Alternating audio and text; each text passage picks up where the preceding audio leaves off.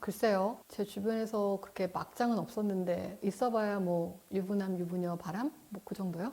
근데 제가 앞에서 말한 건 그냥 커피라면 지금부터 제가 들려드릴 얘기는 TOP예요. 제가 아는 분이 결혼을 했는데요. 시댁 식구라곤 남편하고 시누이 딱 둘 뿐이었대요. 남편한텐 어머니밖에 안 계셨고 또 시누이한텐 아버지밖에 안 계셨다고 하더라고요. 그렇게 아버지하고 어머니가 만나 가정을 이루었고 둘은 의붓남배가 된 거죠. 그리고 결혼하고는 얼마 지나지 않아 시누이의 아버지가 돌아가셨다고 하더라고요. 그래서 남편이 혼자가 된 시누이를 같이 데리고 살자고 했고 그분도 혼자 살게 하는 건 또 너무 야박한 것 같아서 그냥 그러자고 했다고 하더라고요. 그래서 신혼집에 시누이 방 하나를 내줬는데 근데 이게 시간이 가면서요 자꾸 눈꼴 시린 일이 발생이 됐다는 거죠. 남편이 퇴근하고 들어오면 오빠 왜 이제 와? 아니 이러면서 자기가 먼저 안긴다라는 거죠.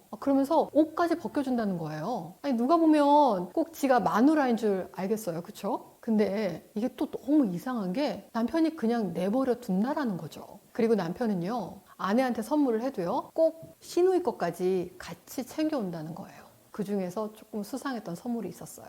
그게 뭐냐면 바로 속옷 선물인데요. 아니 와이프한테 속옷 선물을 했는데 왜 시누이 것까지 같이 하냐는 말이죠. 그리고 도대체 사이즈는 어떻게 아냐는 거죠. 아니 누가 보더라도 이건 당연히 와이프 입장에서 기분이 나쁜 거잖아요. 그리고 둘이 주고받는 카톡에서도 사랑한다, 보고 싶다. 아니 이게 정상적인 남매가 주고받는 카톡이라고 할 수 있나요? 설상가상으로 언제는 안방으로 들어와선 오빠 나 갑자기 돌아가신 아빠가 너무 보고 싶어. 오늘은 너무 외롭고 슬퍼서 혼자 못 살 것 같아. 나랑 같이 자줄 수 있어? 아니 이랬다라는 거예요. 근데 남편은 또 그 얘기를 듣고요. 옆방 가서 우리 동생 토닥여 줘야겠다. 이러면서 또 갔다는 거예요. 그리고 아침까지 남편이 오지 않았다는 거죠. 이게 정상은 아니잖아요. 그러다 사단이 난 거죠. 그분이 시누이랑 남편이 둘이 집에 있을 때 몰래 열쇠로 문을 따고 집 안으로 들어간 거죠. 그 후론 그 집안은 초토화가 되었습니다. 도대체 무슨 일이 있었냐면요. 계속 잘해주면 호구 취급당한다라는 말이 있죠? 서울특별시 영등포구에 사는 30살 지은은 남편에게 집도 주고 차도 주고 카드도 줬습니다. 그런데 돌아오는 건 얜 착하니까 내 옆에 있을 것이라는 만만한 시선뿐이었습니다. 지은은 동욱과 5년간의 장기 연애 후 3개월 전 신혼부부가 되었습니다. 2000일이 넘는 장기 연애 후에 결혼한 것임에도 지은은 가끔 동욱이 낯설게 느껴졌고 무슨 생각을 하는지 알 수 없었습니다. 결혼을 하고 더 가까운 존재가 될수록 그가 알 것 같으면서도 모르겠는 그런 아리송한 존재로 느껴졌습니다. 동욱은 재혼가정이었고 이복 여동생이 있었는데 사정이 있어 여동생과 셋이서 살게 된 이후로 동욱이 의심스러워졌습니다. 두 사람은 이상할 정도로 친했거든요. 어느 날은 여동생이 같이 잤으면 좋겠다고 했다며 가지 말라는 지은의 말을 거부하면서까지 기어코 여동생의 방에서 함께 밤을 보냈습니다. 정말 그러지 않았으면 좋겠고 그러지 않아야겠지만 둘 사이가 심상치 않다는 더러운 생각들이 지은의 머릿속을 채우기 시작했습니다. 5년 전, 그러니까 25살의 지은은 북구겨울을 떠오르게 하는 얼굴을 가진 여성이었습니다. 얼굴은 아주 하얗고 눈매가 올라가 있어서 여우상이라는 소리를 많이 듣는 미인이었죠. 검은색 옷을 멋스럽게 즐겨 입었고 항상 아이스 아메리카노를 달고 살았습니다. 회사 거래처 미팅 자리에서 동욱을 처음 만나게 되었습니다. 지은의 회사 프로젝트로 인해 인테리어 작업을 하는 하청업체와 일을 하게 되었고 동욱은 그 하청업체에서 일하던 직원이었습니다. 전문대를 나와 유통 직무를 맡아 일을 하던 동욱은 거래처 개발자인 지은과 업무상 많이 마주치게 되었습니다. 매번 야근을 하고 고생하던 지은을 안쓰럽게 본 동욱은 가끔 힘내라는 쪽지와 함께 바카스를 주기도 하는 등 사소한 친절을 베풀었습니다. 지은은 여우를 닮았지만 성격은 곰 같은 사람이었어요. 둥근 성격을 가지고 있었고 거절도 잘하지 못했었죠. 그래서 매번 일을 떠맡아 하는 경우도 생기곤 했었어요. 컴퓨터 공학과를 나와서 바로 대기업 개발자로 취직한 지은은 남초인 회사에서 은근히 여자라는 이유로 겉돌아 외로움을 느끼는 상태였습니다. 회사에 축구 동아리가 있었는데 그 동아리를 회사 남자 직원들 대부분이 참여해 친해져 있기도 했습니다. 또 남자 직원들이 담배를 피면서 이런저런 이야기를 하다가 팀 내 유일한 여자 직원인 자신의 외모를 평가하는 대화를 우연히 듣기도 했습니다. 그래서 지은은 더 악바리로 열심히 일했습니다. 그들이 자신을 얕보지 않도록이요. 오히려 자신을 무섭게 여기는 게 낫다고 판단한 것입니다. 그렇게 지은은 일에 미쳐서 일만 바라보면서 커리어를 쌓아나가기 시작합니다. 네, 방어기제였습니다. 더 이상 남자들의 먹잇감이 되지 않기 위해서였습니다. 그러다 보니 지은은 입사 동기들보다 더 빠른 고속 승진을 할 정도로 잘난 사람이 되어 있었습니다. 하지만 솔직히 말하면 지은은 그렇게 행복하지 않았습니다. 승진은 했지만 자신의 어려움과 힘듦을 나눌 사람이 없었거든요. 그때 지은의 유일한 낙이라고는 절친한 친구 은수를 만나 술 한 잔을 기울이는 것뿐이었습니다. 하지만 은수는 필라테스 강사였고 남초 직장에서 일하는 지은의 서름을 완전히 이해하기란 한계가 있었습니다. 그래서 동욱이 바카스를 주며 힘내라는 쪽지를 줬을 때 지은은 작은 응원이지만 눈물이 나올 것 같았습니다. 그게 시작이었습니다. 동욱은 이틀에 한 번 꼴로 바카스를 줬고 지은은 답례라며 커피를 사다 주곤 했어요. 그러다 보니 자연스럽게 친해졌고 연애로 이어지게 되었습니다. 동욱은 친절한 남자였습니다. 그리고 전문대에서 일하는 게 믿기지 않을 정도로 아는 게 많은 사람이었어요. 대학 시절부터 컴퓨터 공학 쪽으로 진로를 일찍 잡았던 지은은 한 분야만 파다 보니 아는 게 한정적이었어요. 그러나 인테리어 쪽에 있는 동욱이 컴퓨터 개발이나 투자, 요식업에도 관심이 있다고 눈을 반짝이며 말하는 모습이 멋져 보였어요. 그래서 자신과는 다르게 멋지게 살고 있는 것 같은 동욱에게 끌리기 시작한 것이었죠. 앞에도 말했다시피 지은은 곰 같은 사람이었고 빠른 속도로 동욱을 사랑하기 시작했어요. 동욱의 사소한 표현에도 감동했죠. 마음을 나눌 사람이 없던 지은은 동욱과 연애를 하면서 삶이 행복해지기 시작했어요. 동욱만큼 그녀를 이해해주는 사람도 없었기 때문이에요. 동욱은 전문대를 나와 그저 그런 중소기업에서 일하고 있어서 알게 모르게 자격지심이 있었어요. 그래서 연애 초반에는 지은에게 그래도 멋진 사람처럼 보이도록 포장하려고 아는 지식들을 줄줄이 읊었던 것이었죠. 그런데 지은은 얕지만 여러 분야를 다양하게 알고 있는 동욱이 멋있다고 해주는 사람이었어요. 두 사람은 연애를 시작했어요. 지은은 동욱과 2000일 가까이 연애를 하면서 함께 20대 후반을 보냈죠. 그렇게 당연한 수순처럼 지은은 동욱에게 프로포즈를 받았어요. 지은은 동욱이라는 사람이 첫사랑이자 마지막 사람이라는 사실이 정말 다행이라고 느꼈어요. 동욱은 거창하지는 않았지만 매번 자신이 행복할 수 있도록 해주는 사람이라고 생각했거든요.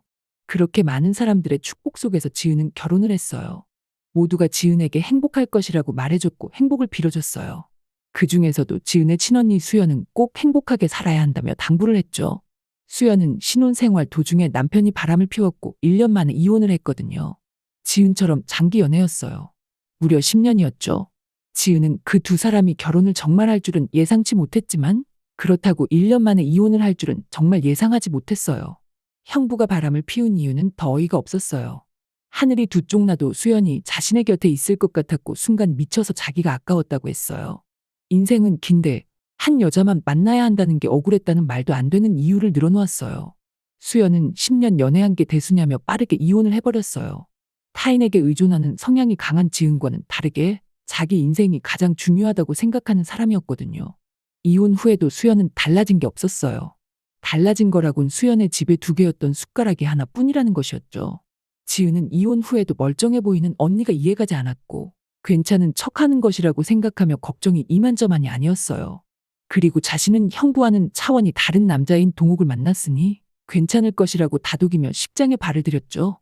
지은은 20대 중반 내내 일에만 몰두했고 빠른 승진을 하는 바람에 1억 가까이 되는 연봉을 받았어요. 물론 개발자로서 능력이 입증되었기 때문에 가능한 일이었죠. 지은이 모아둔 돈이 꽤 되어서 서울의 방 3개짜리 신축 아파트에 살 수 있었어요. 가끔 아파트 이야기를 하며 생색을 조금이라도 내면 동욱의 얼굴에는 그늘이 지곤 했지만요. 모든 게 잘 될 것 같았어요. 맞벌이를 했고 집이 있었고 차도 있었죠. 오래 연애를 한 부부라서 그런지 서로에 대해 잘 알았어요. 가끔은 무슨 생각을 하고 있는지 얼굴에 그늘이 지곤 했지만요. 지은은 동욱의 얼굴에 그런 그늘이 질 때면 무슨 일 있냐고 물었고 동욱은 아무 일 없다고 생각했어요.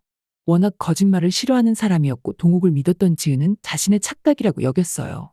둘의 사이가 아무 일 없다고 생각을 했죠. 그러던 어느 날 동욱이 할 말이 있다며 지은에게 말했어요. 지은아, 우리 가은이랑 같이 사는 거 어때? 가은이는 동욱의 이복 여동생이었어요.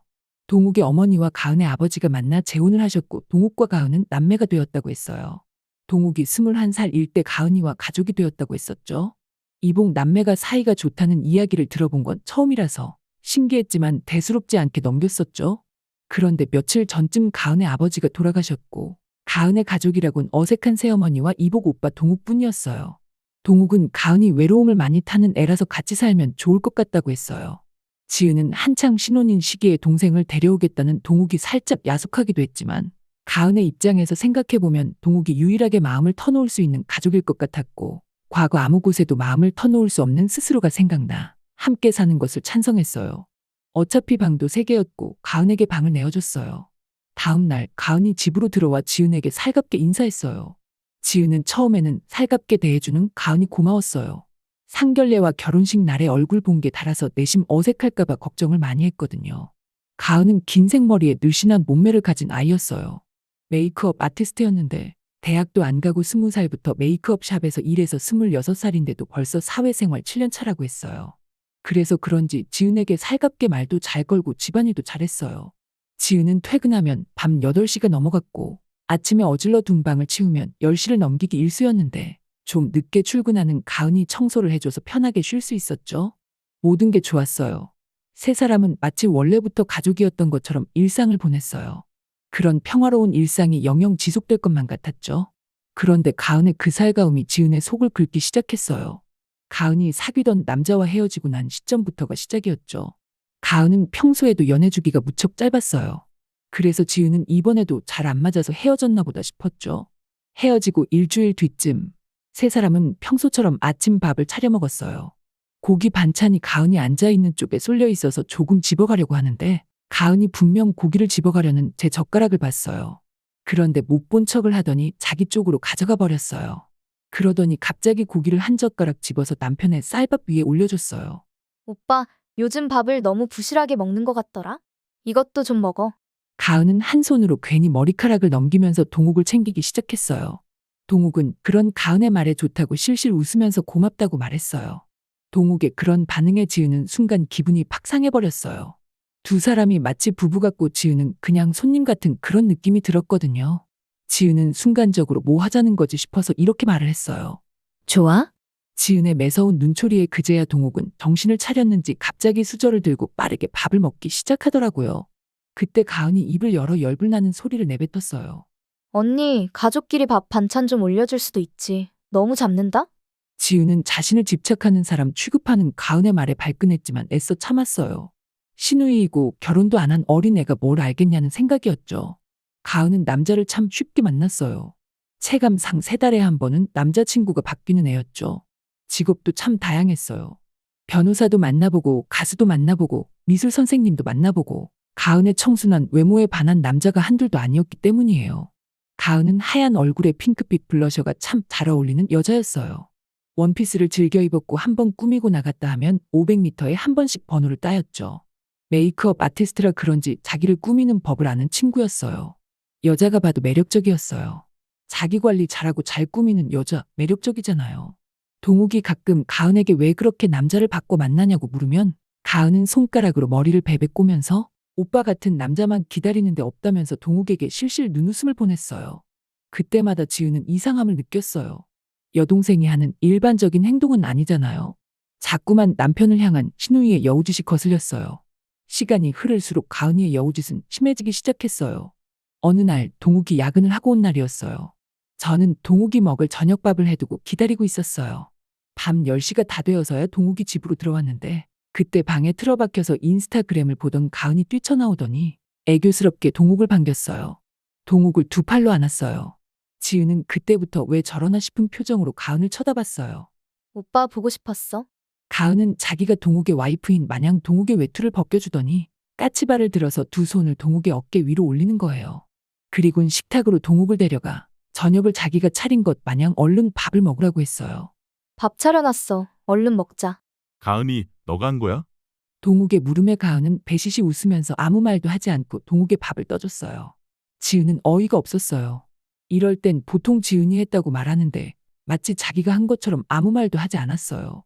지은은 다정하게 웃고 있는 두 사람을 보면서 속에서 열불이 났어요. 어이가 없었죠? 지은은 그 밥 내가 한 거라고 소리칠까 생각했지만 너무 속 좁아 보일 것 같고 쪼잔한 여자로 보일 것 같아서 입이 떨어지지 않았어요. 지은이 그때 할 수 있는 거라곤 주먹을 쥐고 꾹 참는 것뿐이었죠. 심지어 동욱은 자기 와이프가 한 밥을 먹고도 가은이 한 것이라고 철석같이 믿고 있더라고요. 아직 신혼이라고 해도 어떻게 아내가 한 밥을 모를 수가 있는지 지우는 너무 서러웠어요. 자신에게 관심이 없는 것 같아서 속상했어요. 하지만 속이 좁은 사람으로 보이고 싶지 않아서 애써 참았죠. 또 지은의 생일날 동욱이 깜짝 선물을 사왔어요. 검정색 속옷 세트였죠. 지은은 그래도 동욱이 자신을 신경 써주고 있다는 생각에 감동했어요. 결혼하고 나서 안 그래도 얼마 없는 친구들도 잘 못 만나고 생일 축하를 제대로 받지 못해서 서러웠던 찰나였어요. 지은은 브랜드도 자신이 매번 입는 브랜드였고 혼자 여자 속옷 매장에 가서 뻘쭘하게 서성이다가 고심해서 속옷을 골랐을 생각을 하다 웃었어요. 너무 고맙다고 이야기하려는데 동욱이 갑자기 어딘가로 가는 거예요. 동욱의 발걸음은 다름 아닌 가은의 방문 앞으로 향했어요. 가은이 문을 열자 동욱이 가방에서 똑같은 속옷 선물을 꺼내는 거예요. 가은이 바로 선물을 풀어보는데 지은과 똑같은 속옷이었어요. 사이즈만 달랐죠. 아니, 이복 여동생 속옷 사이즈는 도대체 어떻게 알고 있는 건지, 그리고 하필 와이프 생일에 신우이에게 똑같은 속옷을 선물하고 그걸 지켜보는 이 상황이 지은에게는 참 기분 나쁘게 느껴졌어요. 가은과 동욱의 사이에 끼어든 것만 같았어요. 그래서 지은은 방으로 동욱을 데려가 말했어요. 아가씨 속옷은 왜 사다 준 거야? 사다 달라고 했어? 아니, 그냥 너 거 사는 김에. 사이즈는 어떻게 알았는데? 아니, 그냥 살다 보니까 알게 된 거지. 지은은 속이 타들어가는 것 같았어요. 지금 한창 좋은 신혼인데 신우이 때문에 이렇게 신경이 곤두서 있어야 한다는 게 너무 짜증이 났어요. 그리고 몸매 좋은 가은에 비해 보잘것없는 자신의 몸매를 비교해서 동욱이 속옷을 샀을 생각을 하니 수치심이 느껴졌어요. 지금 이렇게 신우이에게 질투를 하는 이 상황이 정상적이지 않다는 것을 잘 알았어요. 하지만 지은은 눈을 꾹 감았어요. 어쨌든 동욱과 가은은 남매이고 가족이었고 이걸 문제 삼으면 지은 스스로가 미친 여자가 될 것이라는 걸 너무 잘 알았기 때문이에요. 지은은 최대한 좋게 넘어가기로 했어요. 보란 듯이 잘 살아야 하니까요. 언니와는 다르게 행복한 결혼 생활을 해야 하니까요. 언니 수연은 지은과 다른 사람이라서 이혼하고도 잘 산다 하지만 지은은 스스로가 혼자서는 외로움도 많이 탔고 동욱과 연애를 시작하면서 행복이라는 것을 알았기에 최대한 싸우지 않고 이 시기를 보낼 수 있기만을 바랬어요. 지은은 결혼하기 전부터 귀에 딱지가 않도록 들었던 얘기들을 떠올렸어요. 지은은 이 문제를 걸고 넘어져서 평생 가족이어야 하는 가은과 얼굴을 붉히는 건 안 좋을 것 같다고 생각했어요. 그래서 정말 화가 너무 많이 났지만 참기로 했죠. 속옷 사건 이후로 지은의 신경이 예민하게 곤두서기 시작했어요. 가은과 동욱이 농담을 하면서 히히덕거리기만 해도 예민하게 반응하면서 두 사람을 떼어놓으려고 했어요. 그런데 일이 터졌어요. 지은은 그날 이후로 자신의 희생이 무의미하다는 생각을 하게 되었어요. 그날은 동욱이 출장을 마치고 일주일 만에 집에 들어온 날이었어요. 지은은 며칠 동안 못 본 남편이 너무 반가웠고 오랜만에 잠자리를 가지지 않을까 해서 들뜬 채로 동욱이 예쁘다고 했던 속옷도 입었어요. 이불 빨래도 새로 해서 예쁘게 가지런히 정리를 해두었고 불그스름한 조명이 나오는 무드등도 준비해뒀어요. 부부 사이의 유난이라고 할 수 있겠지만 지은이 이러는 이유는 따로 있었어요. 속옷 사건 이후로요. 생각이 많아졌던 지은은 예민해져서 동욱에게 사소한 것 하나라도 날카롭게 반응을 했거든요. 양말을 뒤집어 빨래통에 넣었을 때 기분이 팍 상했고 출근 준비를 하고 있던 동욱에게 양말 좀 제대로 넣으라 하지 않았냐고 소리를 질렀어요. 또 따로 연락 없이 친구들과 술 한잔을 하고 늦게 집에 들어온 날이었죠. 지은은 동욱에게 왜 늦게 왔냐고 하면서 따지기 시작했거든요. 동욱은 그때 친구가 집에 힘든 일이 있었고 갑자기 불러내서 한잔을 한 것이라고 설명했어요. 하지만 지은은 평소에도 신우이가 먼저고 자신은 안중에도 없는 남편이 야속하고 미워서 그렇게 혼자 맘대로 나돌아다닐 거면 나가라고 소리를 질렀어요. 동욱은 술도 좀 먹어서 취한 상태였고 홧김에 나가버렸고 그 후에 출장이 계속 있어서 일주일 동안 얼굴조차도 볼 수 없었어요. 지은은 시간이 지나고 동욱에게 예민하게 반응하고 화를 냈던 것을 후회했어요. 그래서 동욱에게 연락을 해봤지만 동욱은 워낙 출장 일정이 바빠서 카톡도 겨우 하는 정도였어요. 지은은 안 그래도 출장 가면 밥도 못 먹고 힘든데 자신이 예민하게 굴어서 그렇게 출장 가버린 것에 대해 미안함을 느꼈어요. 동욱은 출장 일정이 끝나고 나서 바로 지은에게 연락을 했어요. 아무 일 없다는 듯 반응해주는 남편에게 고마움을 느꼈고 집에 올 때 잘해줘야겠다고 생각한 것이었어요. 동욱은 집에 와서 옷을 갈아입고 누웠어요. 지은은 배시시 웃으면서 야심차게 가운을 벗으려는데 동욱의 핸드폰이 울렸어요. 신우이의 메시지였죠. 지은은 하필 이 시간과 타이밍에 연락을 보낸 신우이의 메시지가 눈꼴이 시렸어요. 한숨을 푹 내쉬었죠. 오빠, 나 아버지 생각이 나서 잠이 안 와. 외로워. 가은의 메시지에 동욱은 지은을 밀치더니 잠시 가은의 방에 다녀와도 되겠냐고 말했어요. 이 시간에? 이 타이밍에? 어이가 없었어요. 지은은 이렇게 생각했어요. 안 가야 하는 거 아니냐고요. 오늘만큼은 안 갔으면 좋겠다고요. 그래서 지은은 동욱의 앞을 막았어요. 가지 마. 꼭 가야 하는 거 아니잖아. 가은이가 아버지 생각을 하면 진짜 잠을 못 자. 그래서 그래. 지금 너가 가면 내가 잠을 못 잘 거라는 생각은 안 해봤어?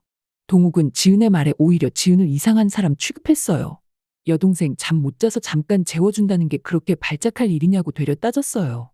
지은은 어이가 없었어요. 동욱은 1시간만 재우고 온다고 하며 방을 나가버렸어요.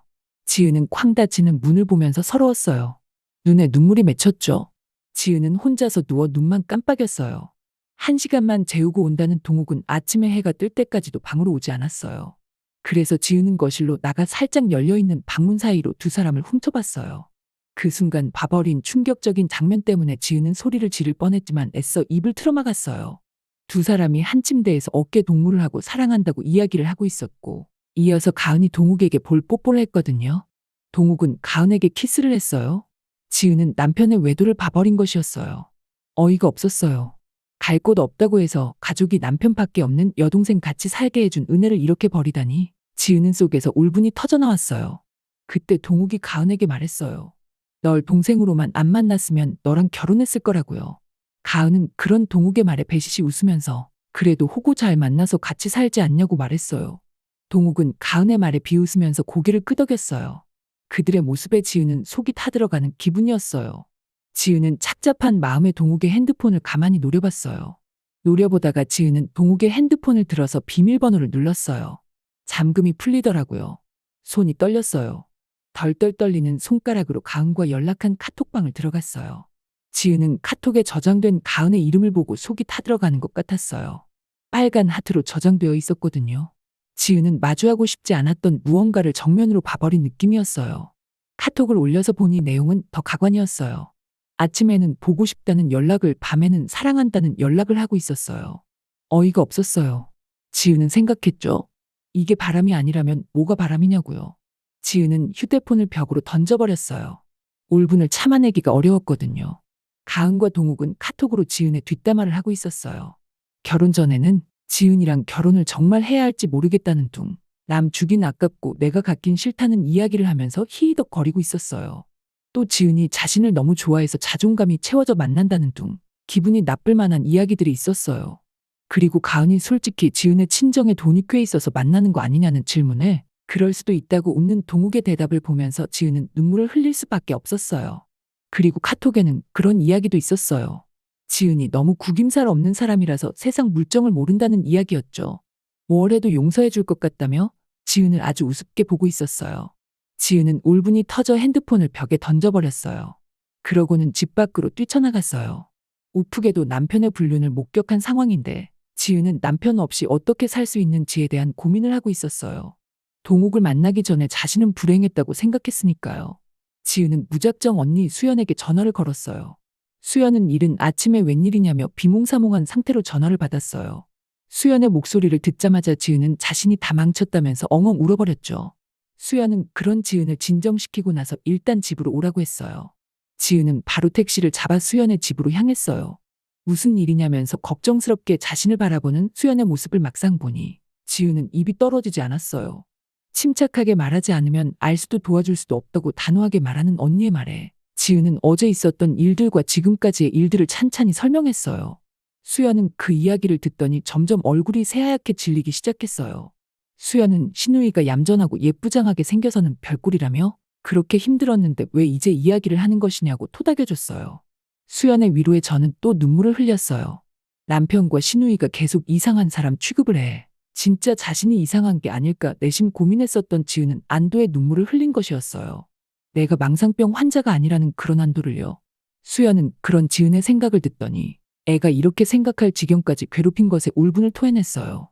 수연은 지은에게 잘못한 게 없다고 몇 번씩이나 말해주었어요. 지은은 수연의 위로를 듣다가 복수하고 싶다고 말했어요.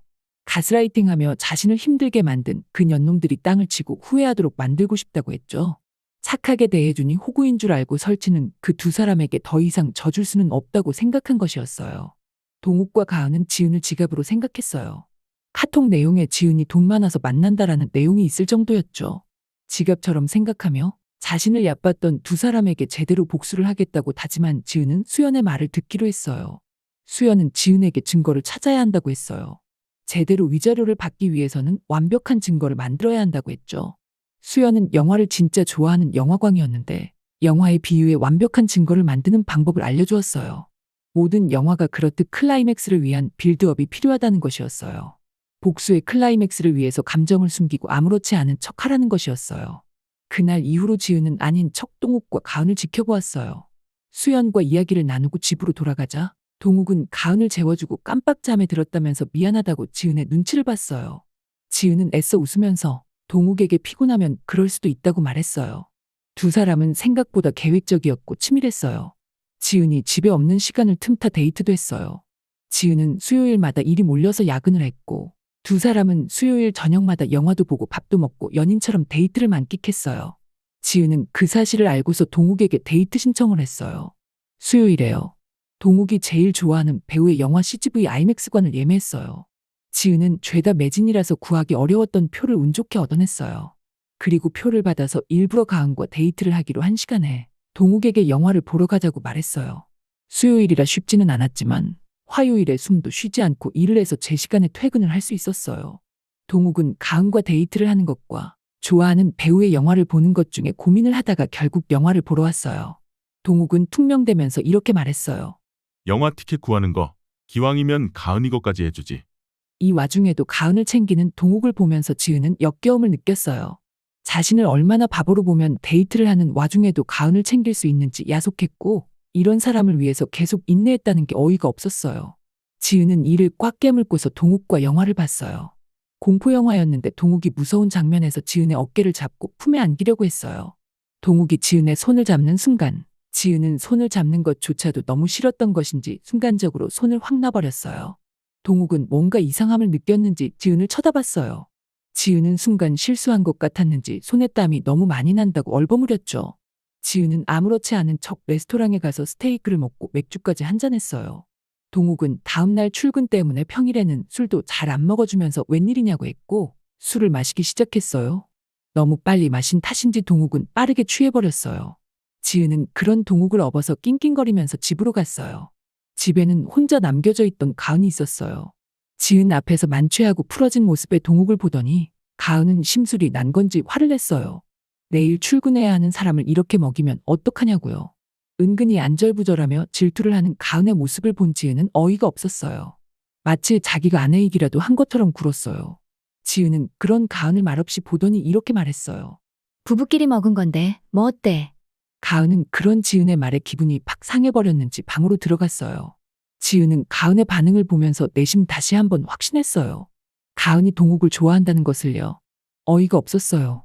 당장이라도 깽판을 치고 싶었지만 클라이막스만 되길 기다려야 했어요. 두 사람은 지은의 회방 덕분에 싸우기 시작했어요. 언니가 그렇게 좋으면 그만둬?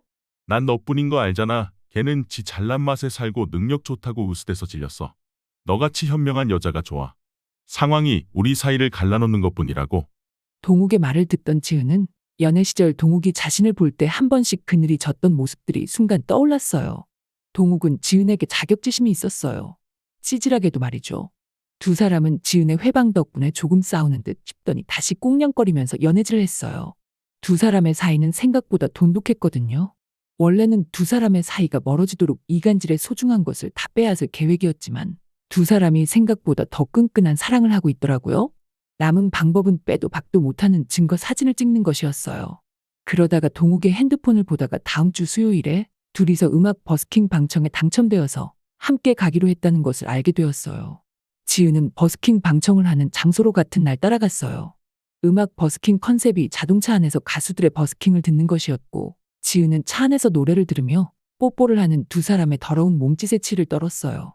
꼴의 분위기라도 탄 건지 두 사람은 뽀뽀에 그치지 않고 입맞춤을 하더니 동욱의 오른손이 가은의 가슴으로 향했어요.